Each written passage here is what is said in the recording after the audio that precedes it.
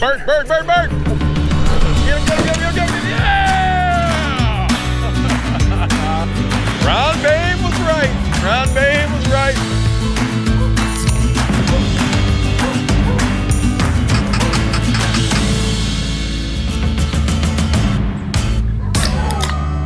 I'm feeling spry.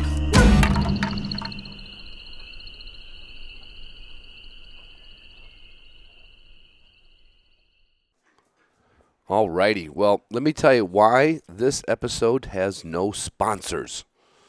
No sponsors. Well, of course it has. The show has sponsors, but I'm just putting this episode out in the recent passing of Terry Wilson, who I got to judge with back about 5 years ago. We have a lot of mutual friends, and I thought, this may not resonate with a lot of people. Although there's some things in it that should resonate with people. There is an election coming up in NAVHDA. Terry ran for vice president and won 3 years ago. I think we recorded this in 2022. And I like some of the things he said. And, he had some really, really passionate ideas and forward-thinking ideas for NAVHDA. And he also believed that the emphasis should be on training. Testing should be secondary. And I think people have lost focus on that. We were always, when we started in NAVHDA, we were training for a hunting dog. If it had everything put together, if it looked good, sometimes your friends would talk you into, you ought to run the dog.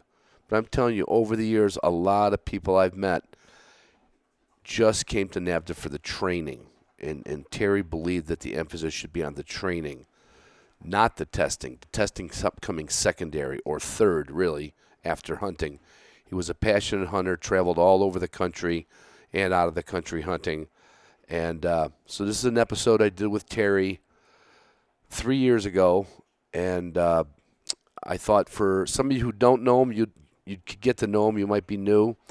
And for those of you who did know him, personally, I think there's nothing better than hearing the voice of someone that you cared for, that you loved, or that you knew was called a friend. And that's really one of the reasons I started this podcast, believe it or not, 10 and a half years ago. It was just I did it on a whim. And I remember telling my wife, one of the reasons I bought this recording equipment was, you know what, if I get a year or two or whatever I do in episodes, this will live on the internet forever, and someday my grandkids, who I may never know, or kids that, people that, you know what I'm trying to say. I wish I had recordings of my mom and dad and aunts and uncles. So for those of you who called Terry your friend, this episode is for you. You can listen to Terry and I talk about his election, and in the end, we talk about his dogs, the connection between one of my dogs and his first dog, and it was really enjoyable. I re-listened to the whole thing yesterday, and this is for Terry Wilson. Rest in peace, Terry. And with the Hunting Dog Podcast, I am on a Zoom call with Terry Wilson. If you don't know that name, think back to a magazine or a supply catalog that you might have got years ago called Ugly Dog Hunting. And that's where I first saw the name. And then later on, Terry joined the ranks of NAVHDA as an apprentice and a judge, and is now running for the vice presidency in the NAVHDA election. And I asked Terry if he'd come on and talk a little bit about his platform and dig up a little history on his old dogs, who we have a little blood relation there. I guess if we were doing 23andMe, we'd show up about 6 generations back as relatives, Terry. So Terry, I guess first off, let's get right into the election. What spurred the desire to run for office for NAVHDA? Well, Ron, I've toyed with the idea for quite a while, and this election that was upcoming, I just decided there was time to get in, and I think that I can make a difference. Another fresh perspective out there. And I'm not an outsider, but somebody different in there. And I thought, just to bring another view to the board. And that's the main reason why I want to get in. And, for people who don't follow NAVHDA, and I don't want to say NAVHDA politics, but NAVHDA elections, it's typically, I don't want to call it a revolving door, but if you've served in a position in NAVHDA in the past, which means you're, tongue in cheek, that means you're dumb enough to give a lot of your free time hours away to the organization in whatever capacity you volunteer in. These are non-paid positions. They tend to say, hey, you did a good job with that. How about if you run for this? And how about if you move from director of this to director of that? It tends to be the same people, but you got to have that I understand kind of why they do it. And I also understand why a lot of people don't jump up and just say, like you did, I'm going to throw a lot of my personal time into an organization without any monetary compensation. So I want people to realize that, when you said an outside perspective, I think this is probably going to be the first time in I don't know how many years that it's a true outside perspective. What would be your, if you had one thing you wanted to change or could help implement a change in the organization, what would that be, Terry? Well, there's a number of things that I think that we can do in NAVHDA. My platform has been, obviously is out there. But, one thing I think there's a bunch of things, but let's just go back. Number one, this organization has grown to 11,000 members, okay? So you hit on that earlier about, people stepping up and volunteering for the various positions. And I believe that we have 11,000 members, and there's a lot of talent out there. And we need to be encouraging as a group to bring in, at least ask people to step up and volunteer, okay? And at least decide to try to go for a new position. Bring in, other perspectives within the group. That's one thing. And we need to encourage that. And, to some degree that's been done, but with committees and things like that. But I think that this needs to be on a regular, ongoing basis to encourage us.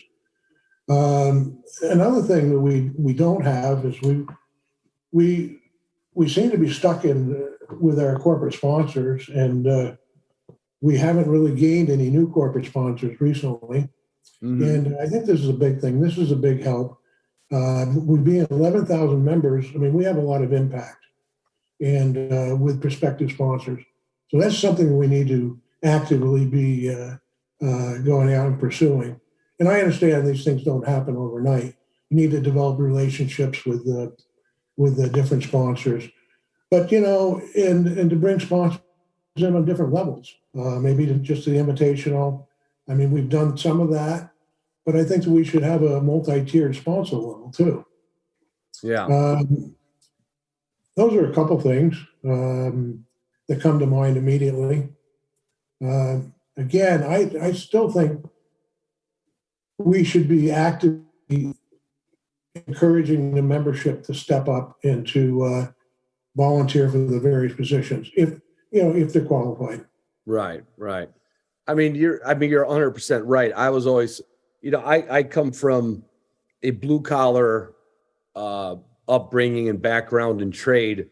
And when I got into NAVHDA, I was like, holy cow, there's doctors and pharmacists and business owners and people, the small group I first met was just a bunch of knuckleheads like me. And I was like, one of our past presidents was Dr. Connors, right? I think you're absolutely right. There is a lot of talent out there. And if it's not, I guess I could not speak for the board of NAVHDA, but I think you're right. I don't think they ever discouraged it, but I don't think they ever put out the call or put out the plea to say, hey, there's some accountants out there, there's some business owners that really know, especially when a company gets big, that know this is the next step we need to do. Like you've been in business your whole life. Right. What I want to touch on something. I was talking to some mutual friends of ours last night. We for the first time, NAVHDA hired a managing director. Mm-hmm. I don't, again, I come from a construction world, Terry, so I'm coming with a softball question, maybe. What would be that managing director's job, or in the corporate world, is that just a position, a liaison between craft and management? What do you consider that job to be? I haven't really had enough interaction with the managing director to know that, but as I understand it, this individual is Kim Arnett, is there to work with the EC, work with the members. She's also responsible for outreach and things like this. Mm-hmm. I don't know I have not been privy to the actual job description itself, Right. but I think this is a good step.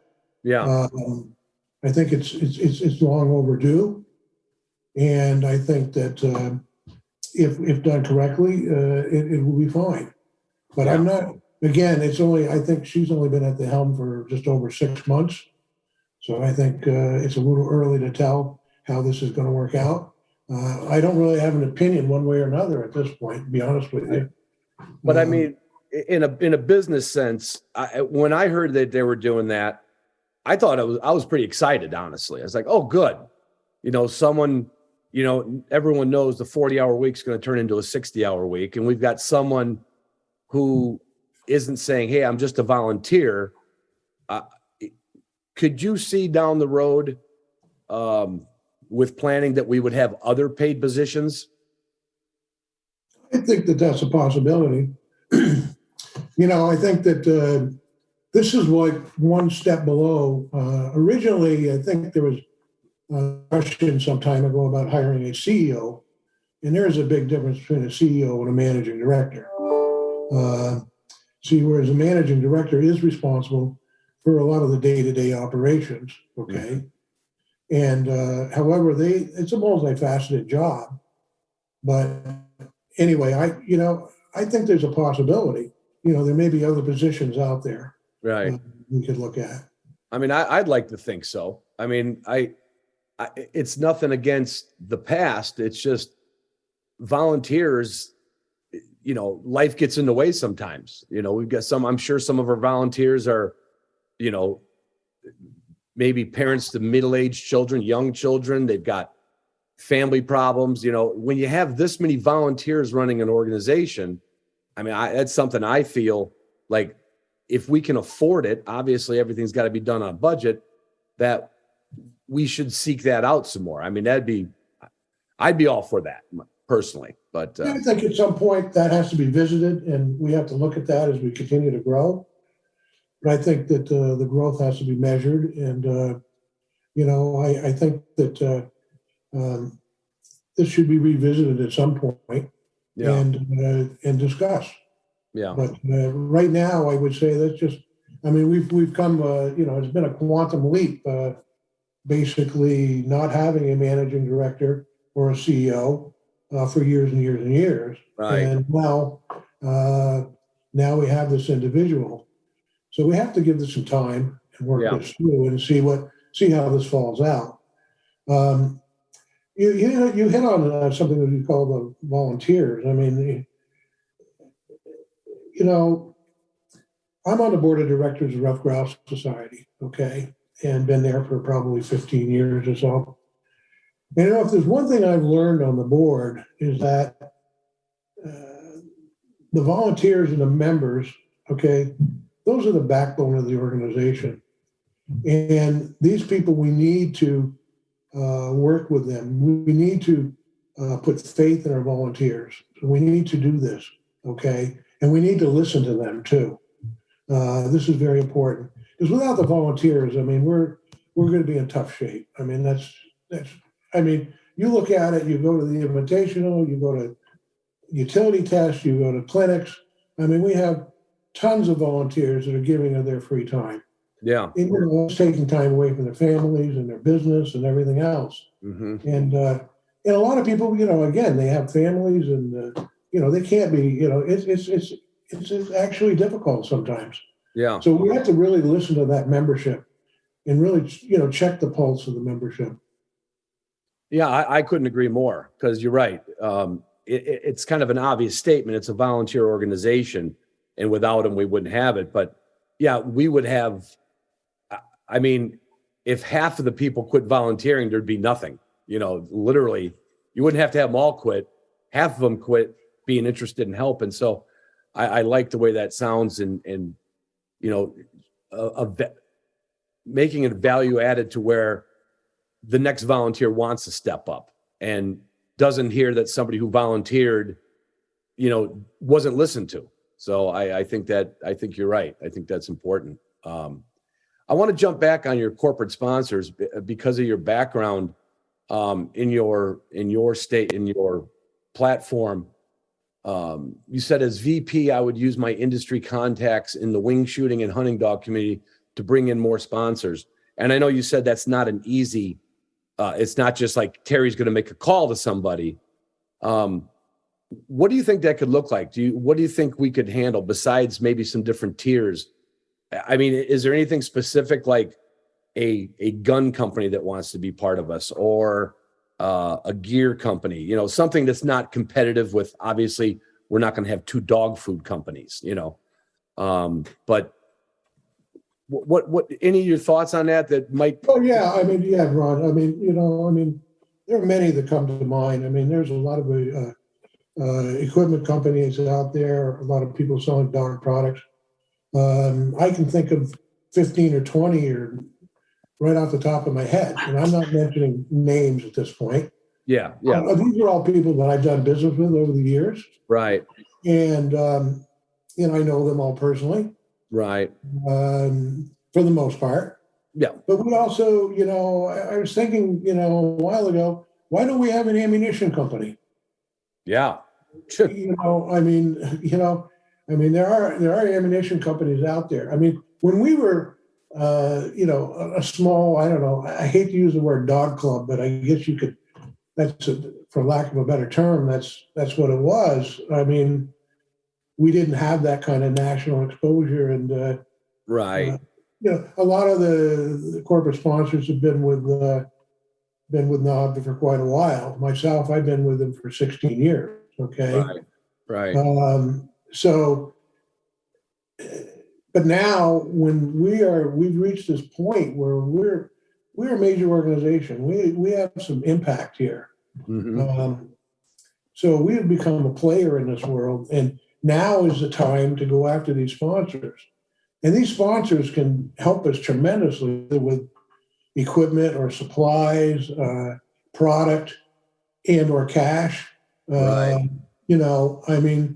And this allows us to do other things. I mean, this is it just brings everything out where we have the ability to, now we can afford to do other things possibly. Yeah.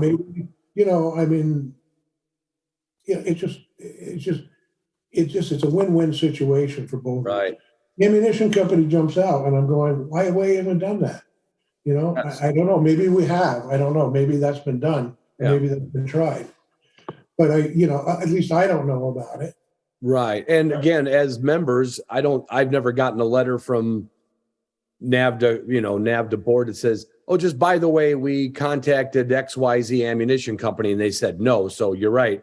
We don't know if they've ever tried it, but I think I was thinking of the gun and you're thinking of the parts that go in it that we use a lot more of. So, yeah. Even a gun. I mean, there's a good possibility of that too. Yeah. Again, I think those, an ammunition company, I mean, let's face it, we all hunt, we all shoot. I mean, there's 11,000 members here. That's a lot of shot shells. A lot of shot shells and a lot of tests, a lot of clinics. This is, and the hunting end of it. Right. I found that when you, as a corporate sponsor over the years, I have found that with NAVHDA, that it's a very loyal bunch towards Ugly Dog. Now, I'm not saying they're going to buy all their product from me, right? But they tend to be very loyal, right? And I think these are things that can be brought out. Yeah, we just need to. There's a bunch of corporate sponsors that we can bring in out there. Right. And again, as I said, it doesn't happen overnight, but it's something we should be, Yeah. working towards. Now, again, I don't know what's been done in the past. I just know where we sit with the corporate sponsors now. Right. Right. You know, basically what we all know. Right. Exactly. Yeah. And so, the last one was Dakota 283. Right. Right. And before that, it was probably nothing new. Yeah. Well, I know, yeah, we may have lost. I think at one point we had Sierra Trading Posts, but they were sold, and Yeah. that was a thing. Yeah. And corporate sponsors don't last forever. I mean, No, I know that. relationships need to be maintained. Right. Right. And another one may step in. I know that firsthand from selling this podcast. Not every corporate sponsor sticks it out. The good ones usually, but a lot of them come and go. I want to bleed that right into conservation partners in your platform. You talk about many of our members are waterfowl hunters, or at least I know I'm a 20% waterfowl hunter, and I know a lot of people around the country that do everything with their dogs. That's what we're kind of known for in our versatile dog world. And in your thing that you mentioned Ducks Unlimited. Absolutely. Have you done work with Ducks Unlimited in the past, Terry? Well, I have been involved with Ducks Unlimited for quite a while. I mean, I'm not an active volunteer, but I've, in the past I volunteered, and also I'm a life sponsor with them, and I don't know, whatever the sponsorship levels. Here again, Ducks Unlimited is one area. There's Delta Waterfowl, that's another area. There are other conservation organizations out there that we should be looking at partnering with. And I would say that Ducks Unlimited would be a major win-win situation for both. Yeah. And again, we've reached the point now where we have the ability to have outreach with other people. And I don't know why. I don't know if this has ever been attempted, but I do have the ability to work with the Ducks Unlimited Circle. Right. And so it's, I think that's very important. That Right. one would be very important. I mean, I wonder, I always wonder if we ever polled the membership, how many of them are members of conservation organizations. And I would be curious to know that. Yeah.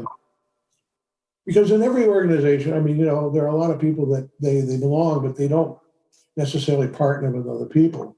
Right. But I would have to say to the members, a member of one of these organizations, I think you should really step up, even if it's $35 a year or whatever it is, okay? Yeah. Because these are the people, the conservation organizations, Pheasants Forever, Quail Forever, Ducks Unlimited, our Rough Grouse Society. We work on behalf to supply, to work to bring the habitat. I mean, and without the habitat, you're not going to have any hunting. I mean, that's the bottom line. Right. We've seen a decline in grouse hunting over the years. And RGS is working very, very hard to stop that trend. And we have been for a number of years. But these are the things that we need to, they keep the birds flying. Yeah. And they keep them out there. They provide the habitat for them. Right. And so it's very important that we do that. It's extreme. I can't stress that enough. Well, I would say, I think I told you when we had a little pre-chat last week, I was shocked at how many Rough Grouse Society did a survey. I would imagine it was based on state licenses and state reports in the grouse hunting states, and then compared that to their membership. And it was a pitifully low number. I don't want to quote it because it was so pitifully low and I don't want to get it wrong, of grouse hunters that are not members of RGS. And now this could just be, and I've seen people do this a couple of years ago, and maybe I can make our chapter bring this as a motion to the annual meeting. And for people who don't know what that is, if you're in a NAVHDA chapter, the chapter can submit a motion of an idea. It could be, there's been ideas on different blank ammunition. There's been just hundreds of different motions over the years. And to encourage that, what you're talking about, membership in conservation organizations, I would like to have a motion that I should be the one that gets this drawn up now that I'm saying it, Terry. I shouldn't be the guy just saying somebody do this. But I know other groups have done this, like BHA, where they bundled, where you joined a group, but for a few dollars more, you actually joined all the groups. You know, like if you join NAVHDA International for X dollars, you would also become a member of PF, QF, RGS, and DU. I mean, that could be something. I don't know what it would take to do. I'm sure there's a lot of back logistics and computers and membership for it, but I know other companies have done it, and that might help increase those numbers of our members. Like you said, there's longstanding members of NAVHDA in different amounts of history in NAVHDA, from chapters to presidents to judges, that haven't been members of those organizations. And you're right, if they go away, you're not going to get a bunch of grouse hunters to start, bringing axes out to the woods. You got to have an organization that's supporting the bird that you chase. I'd love to see that a focus. I would. That's a possibility. Again, that's something that, would have to be brought up with the motion. And, Right. But I think that's an excellent idea. I mean, it certainly is worth exploring. That's for sure. Yeah, I remember that a couple of years ago that came out on somebody else's platform, and it was like, wow, it's like a one-stop shop. Sometimes what stops a person from doing is, honestly, life gets in the way, and they get the letter, they get the email, and they're like, I would, but I didn't have time. So yeah, I think I'll bet you we could do that with a motion and some investigation, and I'd be tickled to see something like that come through. Anything helps, Yeah. I mean, it's, you see this all the time. Even, if you look at a lot of duck hunting ammunition, there'll be partnered with federal or something like that. They'll have an application right there on the ammunition box to fill Right. it out with you. I mean, there's a lot of things that could be done. Right. All right. I want to move on to, you have on your platform a paragraph about the invitational. And the people who know me and have listened to me for years know that once upon a time I ran for president of this organization unsuccessfully, and I'm not saying I had the same thought process, but where I came from was I wanted to see the invitational expanded. It almost turned into it would take years, but to where you could have a smaller invitational in different parts of the country. So the people who live in Oregon, they just never have a good shake at it. And you have something in your platform about trying to make it more accessible. You want to touch on that a little bit? Sure. Well, I think we were kind of looking at, you said it a little different than I do. I think that I would advocate that we have somewhere in the neighborhood of 4 invitational sites, and we could run 2 of them concurrently. So it could be a rotation. In other words, you could have an invitational site, let's just say the Northeast, okay? Yep. Could be New York, Maine. I'm just throwing that place. And then you've got Ohio or Iowa. And then you right now they have ZIA chapter, out west, okay? Right. So if you had these 4 sites and you could run 2 of them concurrently and you could rotate them through. So in other words, you may have on one year, you may have a East Coast and West Coast. Another year, you may have, again, it could be West Coast and Central. Right. And you'd rotate them through. So you'd be able to bring in a lot more people. Right. And I think if you ran them concurrently, now I know the first thing that everybody's going to say is that, well, that's too expensive. We can't do that. We don't have the judges. And I understand that to some degree that's true. But this is not something you do overnight. It probably takes 3 years, 4 years to get this accomplished. Okay. Right. But what I'm saying is the key there is that, we need judges. We're working on that. You need more invitational judges. Obviously, you don't have invitational judges, you're not going to be able to run this. Okay. So let's bring in more judges into the cadre and let's move them up. I'm not saying move them up quickly. Let's not reduce our standards. We're not doing that. Okay. But let's start building towards that. Right. At the same time, and this is where I go back to the corporate sponsors, then you address the cost issue. Well, okay. Yes, there is a cost here and a cost there. Okay. But if you bring in more corporate sponsors, that's going to offset some of those costs. For sure. So I believe that NAVHDA knows what the cost estimates are per judge to bring them in. Okay. Sure. I know they have that information. So this is something that's not finite, but it's close. So you can construct this and figure this out, what this is going to cost to run 2 of these concurrently. Right. Then you go out and you secure the funds. You start building towards that. Right. Okay? To me, being on the East Coast, if I were going to have to run on the West Coast, I wouldn't go. Right. I wouldn't go. Iowa, yeah, that's a stretch. I could do it. But, Ohio is easier.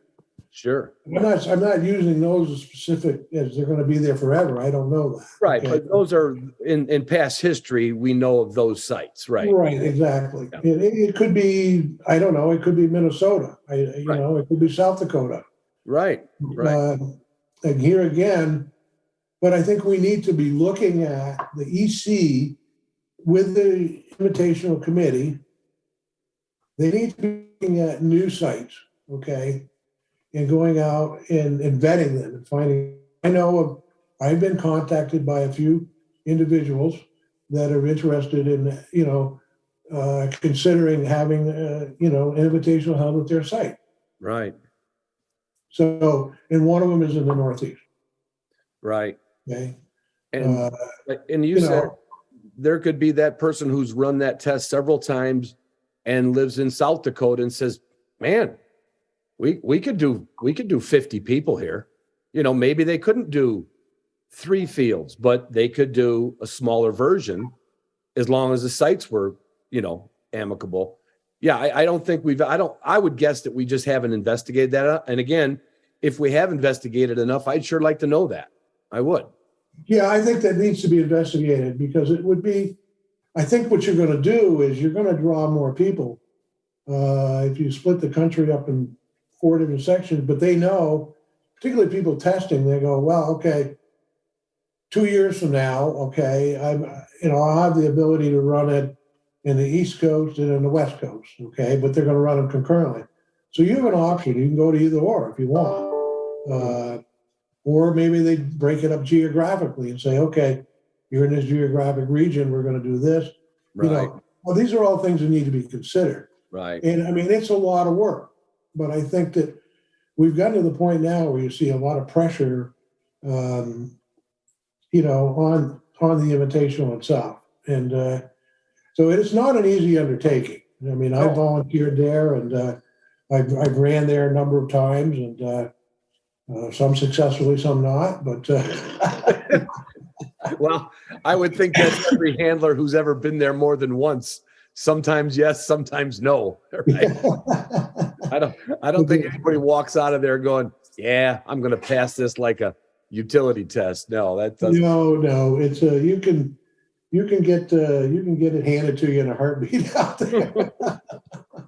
Yeah. But anyway, no, but I think this is something we need to be building on, and it needs to be worked on now.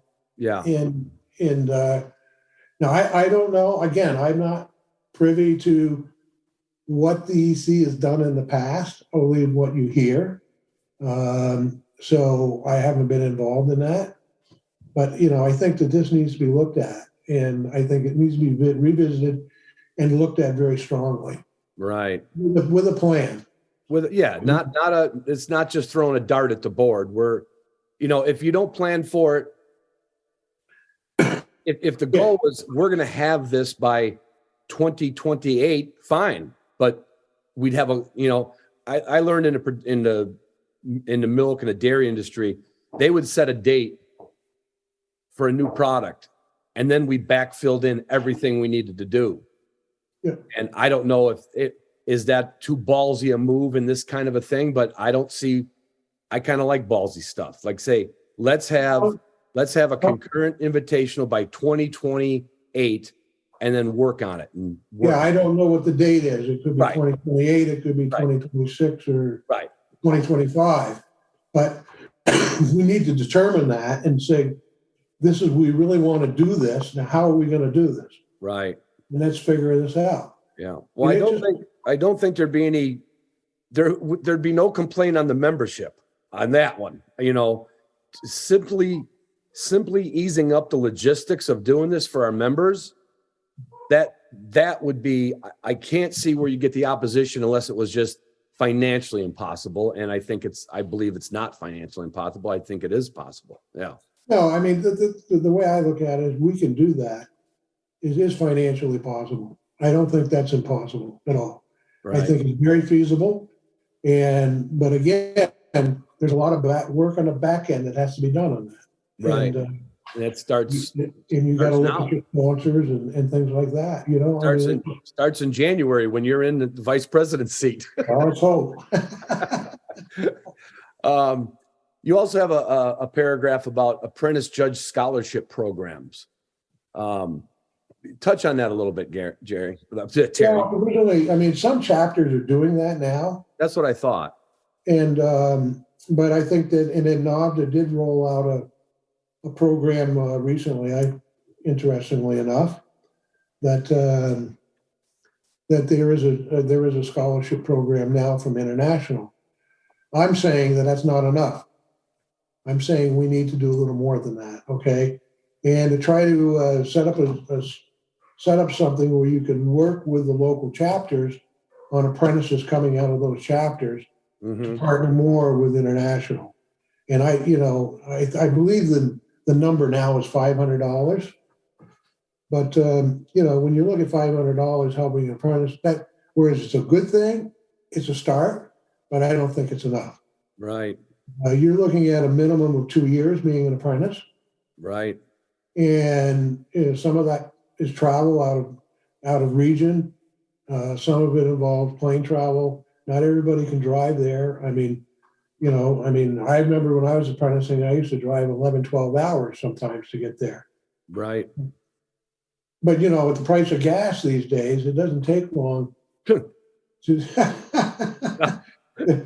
up that $500. I can tell you that right now. Yeah. So that was, so I think that we need to look at that. I think we're on the right track. Right. And I think we can improve upon that. And, And here's just like what I like when I do other ventures, which I play with a lot. I like throwing things at the wall and seeing if something sticks, right? Something on that same line, is it, I could see a possibility of having, instead of, we took the judges workshop and we twisted it into the annual meeting. I was not a big fan of that. I think it watered it down a little bit, but that's just one ex-judge talking about, what he felt. If we know we need to have more judges to sustain NAVHDA's testing program, a judge's workshop could almost be an apprentice's job workshop with literally days spent in the field or a weekend spent in the field. And possibility of that too. Those are just things like if people don't throw out, I want to say crazy ideas, we tend to stay in the same footprints all the time. Right. I know, and I'm saying this for a lot of, I don't know when I first judged, it was 20 some years ago. A lot of us judges, it's mandated that we travel every third year, or at least once. You could do as many as you want, but at least one every 3. And I don't know the value of that with some of the judges that I've met and I've talked with and had a beer with afterwards. And and short of saying their names, which most people who know me know the judges I know, said, why are they making me come to this? Or, that time could be spent with true apprentice judges in a judge's workshop, as opposed to let's all get there and say, hey, from now on during duck search, I've never seen a whole lot come out of those old judges' workshops other than a lot of camaraderie at the end of the night at the hospitality suite myself. But that's just me. But I have another thing to say. I want to add something to that, Ron. Mm-hmm. I've never been we've done a number of judges' workshops via Zoom, and I'm not, I understand why it was done, and I understand that. But what I like to do is, I still think to get a good number of judges and apprentices together in a room once a year, at the annual meeting, I think it's important because I think you have better interaction. People speak their minds more. People tend to come up with more ideas rather than sit in a Zoom meeting with your mic muted for the entire meeting. Well, yeah, that's not going to get us anywhere. No. And so I'm not saying, I think that Zoom has its place. Well, that's for lack of a better term. And those could be done, but I would still like to see, not make it mandatory they attend, but at least attend the online meeting. But I still would like to see that at the annual meeting. I think it's important. Yeah. Well, yeah. And again, everyone's got different flavors for it. Everyone's got different feelings for it. I'm not opposed to it. I guess I just liked it when it was just the judges' workshop. I remember a lot of good discussions. Right. And I hadn't been to a lot of them when they got mixed in with the annual meeting. I went to one just to cover my butt. But again, those are things that people can put up for motions. Those are things that chapters can. Exactly. That's why we have the motions. And if any of this does anything else, it might stir up a few good motions for the next meeting. Right. I think that, but it does need to be in person. It's just important in my opinion. Yeah. Now, of course, the argument would be, well, if you have a judge's workshop standalone, that's going to be more expensive and, sure. Things like that. I understand that. I think the original idea was to tie it with the annual meeting, so they figured people would be there. Right. Now, on some level that makes sense. But, but I still think those in-person meetings are important. Yeah. I liked them. I liked them back in the day. I did. Another thing you talked about was anti-hunting dog regulations or legislation, rather. We could talk about that for about 4 hours. Right. But I'm just glad that to me, that almost marries up with our conservation partners. It's almost like stating the obvious. We need to stick together, I think, is what the message is there with all the dog groups, and because at some point when they get the low hanging fruit, they come, they always, certainly the hound.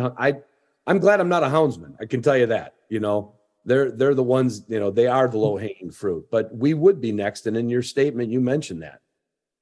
Yeah. That to me, that's, I don't know. It's a critical issue that I don't think that people would really realize that. And, I have to admit, back in the day, I was guilty of that too, being a little apathetic. And I realized that it's probably been in the last 10 years that this is not, it's a basic anti-hunting movement. Okay. And I've learned from these people, I support a group here locally in Vermont called the Vermont Traditions Coalition, and we have full-time lobbyists in our state house working on these issues, okay? And what rings clear to me is it's all based on anti-hunting, but they're going to do this incrementally. And so they go after, like you mentioned, the low-hanging fruit. And we've seen this goes on and on and on, and it goes on constantly, whereas they will go after the bear hound people. Yeah. And then, then they'll get a little bit here and a little bit there. I mean, we had a bill that was pending here, which we fought, where the owner had to be immediate control of the dog at all times while hunting. Well, okay. Yes, I can be in reasonably immediate control of my dog, but define that. And they were saying, well, it has to be within 100 yards and this and that and everything else. And I'm saying this is just not going to happen. So I mean, these are the things that start, and it's insidious and it creeps in on you, and you lose a little bit, and then eventually they regulate that. When they get to that point, then they're going to go after the bird dog. We caught a guy actually saying off tape, he thought he was off tape, that well, we get the bear dogs today, we'll get the bird dogs tomorrow. Right. It's all rooted in anti-hunting. It has nothing to do about hunting with dogs, but that's where they're going after. That's that's the weakest link, so to speak. Yeah. I'll tell you, we're very lucky in Michigan. We have the Michigan Hunting Dog Federation. Right. And it's dedicated to preserving the right to free cast our hunting dogs afield. And they work with MUCC, which is Michigan's very blessed. We have a lot of legislation watching our backs, but that law that you said somebody tried to slip in, they tried to slip one in here where a dog cannot be left unattended in a vehicle, which if you write that up in a commercial, like a Sally Field commercial at 2 a.m, they're going to show a dog in a hot car. Yeah, of course. But where it would affect us is if they could have passed that, I couldn't, even with an external dog box on my truck, I couldn't have taken one dog out in the woods and left the other one unattended. Right. But that's not the way they do it. They word it in just unattended. And then they show a picture of a dog in a hot car. Right. So you're exactly right. And I think that's another thing that I think is great in your platform. We got to be aware of all this stuff, conservation, growth, and what's, sneaking up behind us to try to stop us. We can screw up ourselves and stop it, but let's not let any other group stop it, Right. Well, I think that this is where NAVHDA can really step up and collaborate with the other dog groups. Yeah. And also with, obviously, the conservation groups. And there are other alliances out there that we should be forging. Yeah. We should belong to them. Okay.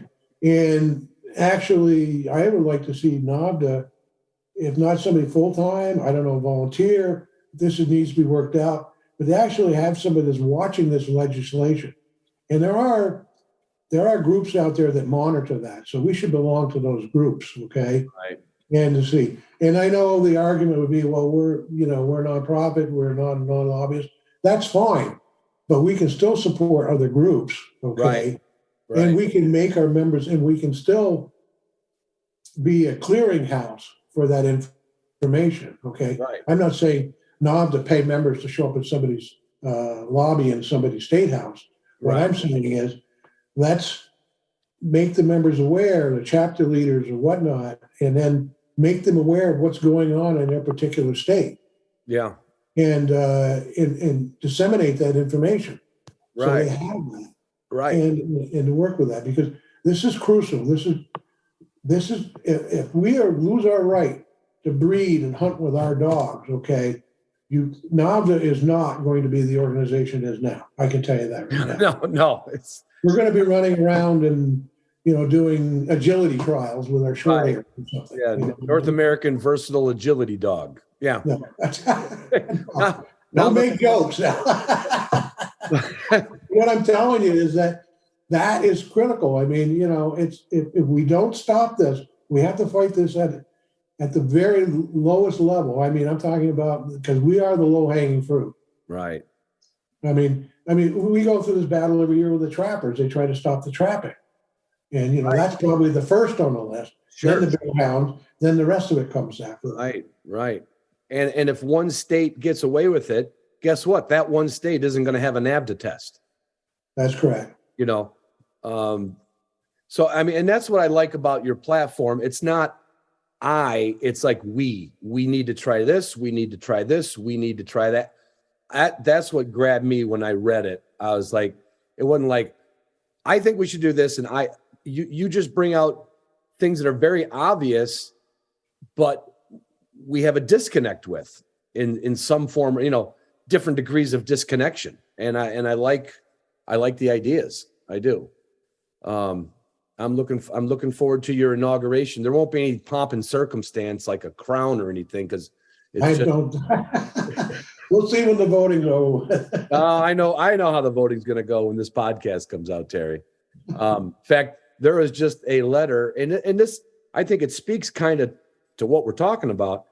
I think it was 3 days ago, I got a letter. We mentioned our managing director.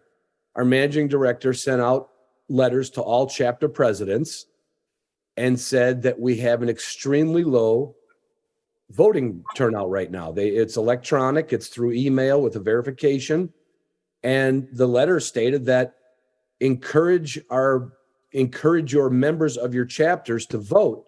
They already saw that people, now again, there's only one position that's running opposed. And, I wish there was 4 positions running opposed. Honestly, I wish it was. That would mean we've got some new blood, but hey, a quart of new blood is better than, no new blood. And I like I like the way you're thinking, and I like the fact that you're stepping up. And you and I, I'm guessing, we've met each other before. We've shared a drink together. I can't remember where, but I know we did at an annual meeting or a judge's workshop. And we're not spring chickens, neither one of us. No. And the fact that you want to throw and what you're getting into as far as a lot of volunteer hours to help an organization that you're passionate about. Yeah, I mean, I don't mind doing it. I love NAVHDA. I love NAVHDA. I've always never agreed with them sometimes. Sometimes we come I'm at odds with them on things, but at the end of the day, I still support the organization and what it stands for. And, it's about building a better hunting dog and conservation of game. Right. Yeah. I got that same, I guess somebody forwarded me that email from Kim. And it's a little disappointing, but there may be some technical issues with that too. I'm not sure. Hard to say. I do know that when I had to check my when the ballot came out, it got dumped into my spam folder. So I had to look in it and I found it there. Gotcha. So it could be. And I don't know, I just encourage people to get out and vote. You know what I mean? Right. And maybe because there's only one contested, that people don't, they're just not paying attention. I'm not sure. It's possible. Right. Well, I think they'll be pleasantly surprised with an uptick in voting. Well, I'd rather see people vote than not, to be honest. Exactly. Because if you don't vote, you can't complain, right? If you vote, you got the right to complain a little bit anyway. Then you can start volunteering on your chapter level and get involved with everything we talked about for the last 40 minutes. That's right. Tara, I got to share with people that, like I said in the beginning, that if we did a 23andMe DNA check, and if our dog's blood samples were included in that, you and I are shirt-tail cousins. Well, it's true. You got your first wire hair named Tank. His father was Wesley, and Wesley's father was my dog Haskell. Okay. And I had mentioned to you one time that Haskell was the least cooperative, most talented pain in my ass I ever had. And you're like, well, that didn't happen with Tank. And I said it should have, because Wesley was the least cooperative, obstinate, pain in the butt dog. So maybe it just means grandsons do better than their grandfathers. Tell me about Tank a little bit. Well, Tank was kind of an interesting dog. He's probably the most arrogant dog I ever owned. And, he was an incredible dog. He was my first dog that I ever I got into NAVHDA with. So, I did a lot of training with them and whatnot. But prior to me getting into NAVHDA doing any testing, I did a lot of hunting with it, period. I mean, just, a lot of duck hunting. I mean, it's amazing. And it's funny you mentioned that because I think he passed away at 14. And I keep records of all my hunts. Right. It's kind of a real crazy thing. And when we tallied up all the tags hunts, he had well over 600 waterfowl retrieves in his career. Wow. And over 1,700 wild birds shot over him. Phew. So, but anyway, he was so when I got into NAVHDA, you could probably look at the test scores if you want to go back, but I'm just saying, and here's a typical test score with Tank. 198 prize 2. 198 prize 2. Okay. So, I'm a little slow sometimes, and you start realizing these things.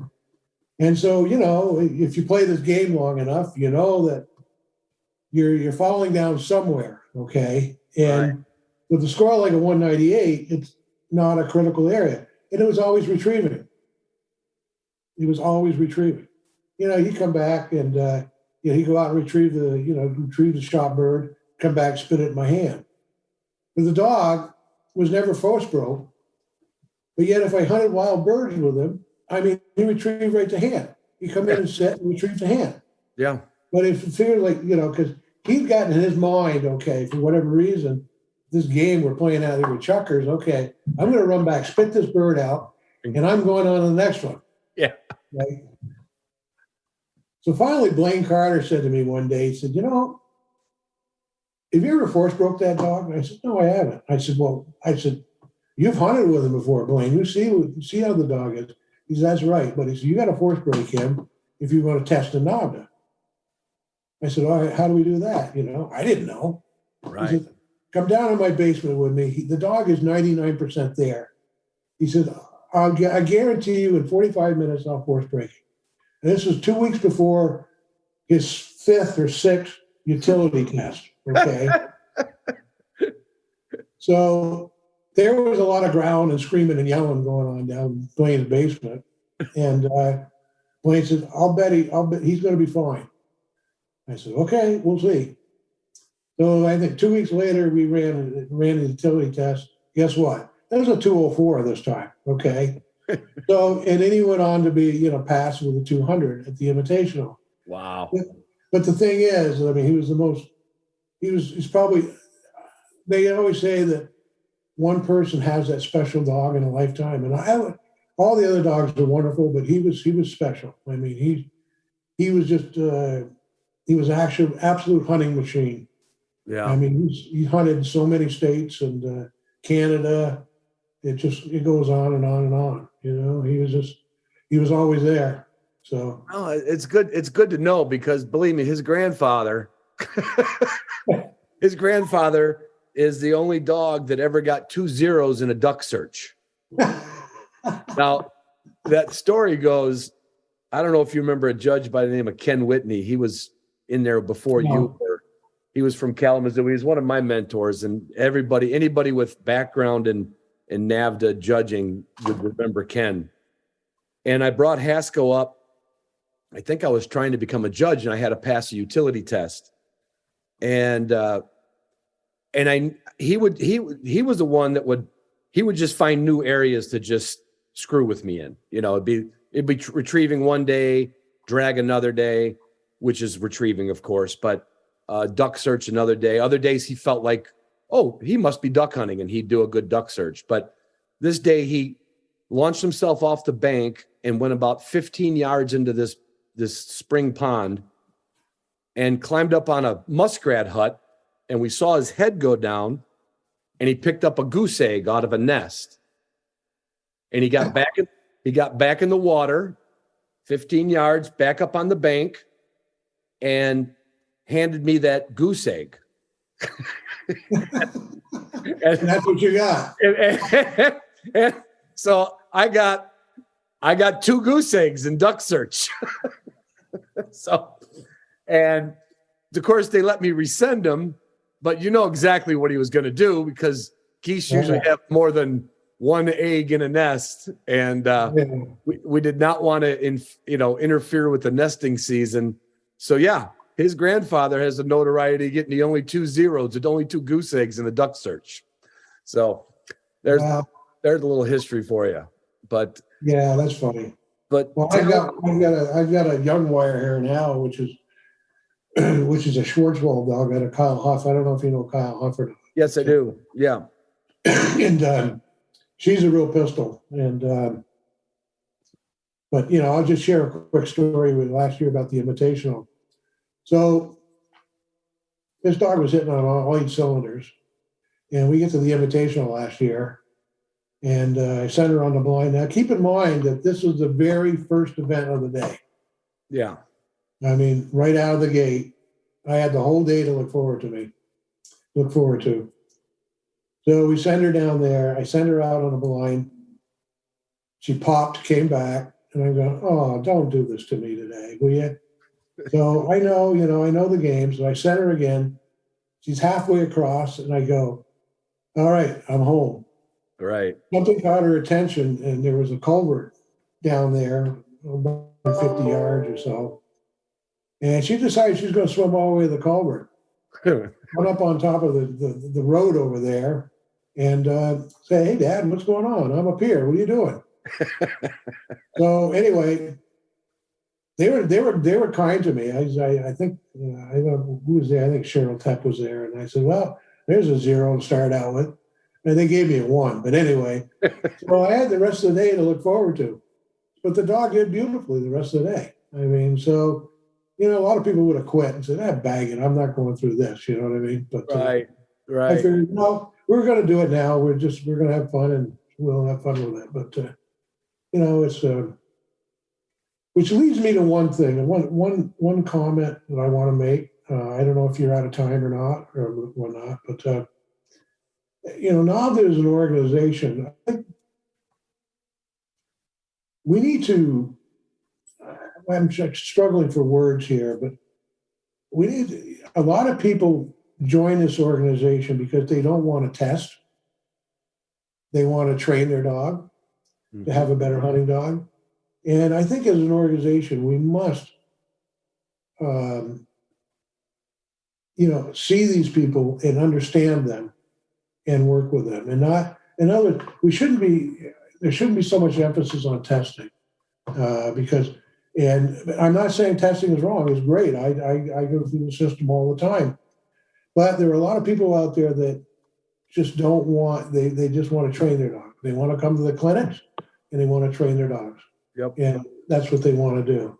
So, I mean, we need to, and I think we do a pretty good job, but I just want to throw that out. If anybody out there, just say, hey, it's okay. If you just want to come to NAVHDA and train your dog, you don't need to test. This is not mandatory. Right.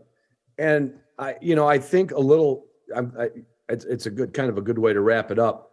And this is me being me. I don't think all those stories in VHD magazine help, because all we ever see is I got this and I got that and I got this and I want to go to the Invitational. I think maybe we need an issue. Of course, this won't fall under your jurisdiction. I'll just have to write the article myself. It should be a story about dogs like yours and mine, how good of hunters they were because we trained them for the test. But you don't have to test, because the test is filled with heartaches. If you're not thick-skinned, that could turn you off from it. And to me, it's always been about the laughs. Literally, I've gleaned so much from NAVHDA and learned so much, especially, being a judge helps even more. But I think you're right. If people, that shouldn't be the goal. The goal should be to have a better trained hunting dog that you don't sit there and yell at. I had one of those 30 years ago. I thought the louder you yelled, the more they would listen. And it's the opposite, Right. And I think we need to let people know that this is about a group of people that are really there to help you. And I've told people, you join a chapter, and if you're not a wallflower, I can't help you there, but if you take what it's really meant to be, you're going to have a better trained hunting dog. That's always That's true. the bottom line. Yeah. And the breeders can sell better dogs, and some of them can go on to the test to show how well their dogs can take training, but it should be about hunting and just getting a little bit better performance out of your dog. Yeah. Absolutely. Yep, absolutely. Which is why I always set my bar very low, Terry. Well, I here's what it is. yeah, I remember Chip Bondi called me up and says, "Hey, Ron, you're due for a test." I said, "Yeah, next year, right?" He goes, "No, this year." And I said, "Well, I already got 4 judging assignments." He goes, "I'm sorry to hear that. You need to get a utility prep test done in." And I pulled it off by the skin of my teeth. But had I, and this was not a test dog, but had I not hunted that dog a lot and done everything I did in NAVHDA, I wouldn't have been able to do that. And people, I don't think all members realize it in the beginning. And yeah, we need to get that word out that why we do this. And, for me, it's half the laughs, but it is to have that dog in the last 15 years. If I lost my voice, I could still go hunting. That's right. I couldn't say that 30 years ago. Yeah, that's right. Well, I'd be glad to have your voice on the EC. Speaking of voices, Well, Terry. let's hope it works out. We'll see. We'll find out how the voting shapes up in the next, about roughly 2 weeks, somewhere around there. Right. I'm gonna put this episode out early, and I wish you all the best of the luck. I hope to see you at the annual meeting when they announce you as our next vice president, and I look forward to watching your platform grow. All right, Ron. Thank you very much. Good to talk to you. Thanks for coming on, Terry. Bye.